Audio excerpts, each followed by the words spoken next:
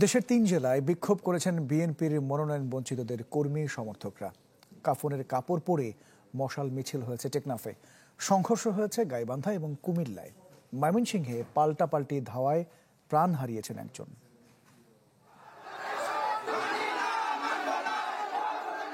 BNP মনোনয়ন বঞ্চিত নেতা এবং কর্মী সমর্থকদের ক্ষোভের আগুনে জ্বলছে টেকনাফ।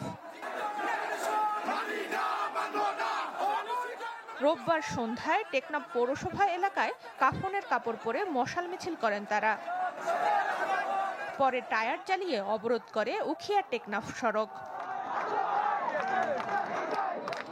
এই আসনে দলীয় মনোনয়ন দেওয়া হয়েছে জেলা বিএনপির সভাপতি ও সাবেক সংসদ সদস্য শাহজাহান চৌধুরীকে। আর আন্দোলনকারীরা জেলা বিএনপির অর্থ সম্পাদক মোহাম্মদ আবদুল্লাহর অনুসারী। তাদের অভিযোগ, ত্যাগী নেতাকে দল মনোনয়ন না দিয়ে আওয়ামী লীগের দোসরকে প্রার্থী করেছে। 17 বছর যারা আওয়ামী লীগের সাথে আঘাত করে এই বিএনপিকে নিস্তানাবুদ করেছিল টেকনাফ উখিয়ায়, তাদেরকে আজকে নমিনেশন দেওয়া হয়েছে। বিলম্বে উখিয়া টেকনাফে এই নমিনেশন বাতিল করতে হবে। আমরা উখিয়া টেকনাফের মানুষ, তরুণ ত্যাগী জনপ্রিয় বান্ধব নেতা চাই। এদিকে গাইবান্ধার সাঘাটায় বিএনপি মনোনীত প্রার্থী ফারুক আলম ও বহিষ্কৃত নেতা নাহিদুজ্জামান নিশাতের সমর্থকদের মধ্যে সংঘর্ষ হয়েছে। ভাঙচুর করা হয় মোটরসাইকেল। পরিস্থিতি নিয়ন্ত্রণে সাঘাটা উপজেলা ও আশপাশে 144 ধারা জারি করে প্রশাসন। আওয়ামী এজেন্ডা বাস্তবায়ন করার লক্ষ্যে উনি কাজ করে যাচ্ছে।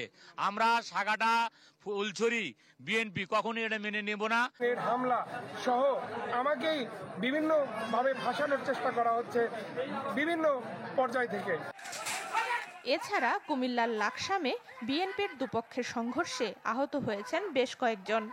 আহত মনোনয়ন বঞ্চিত সামিরা আজম দোলার অভিযোগ, নারী সমাবেশে অংশ নিতে গেলে আবুল কালামের সমর্থকরা হামলা করে, যদিও অভিযোগ অস্বীকার করেন আবুল কালাম।